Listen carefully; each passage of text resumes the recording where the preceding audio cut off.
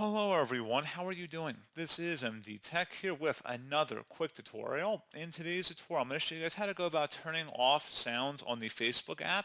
So not just on autoplay, but just across Facebook in general on your iOS or Android device. In today's tutorial, I'm going to have you covered.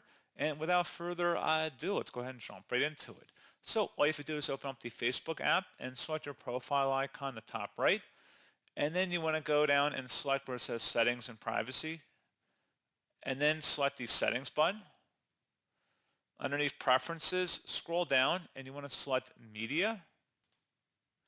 And then underneath video and photo settings where it says sounds in the app, go ahead and toggle that to the off position by clicking inside that oval one time.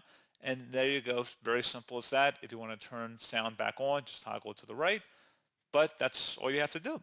Pretty straightforward process, guys. And as always, thank you for watching. I do hope that I was able to help you out, and I do look forward to catching you all in the next tutorial. Goodbye.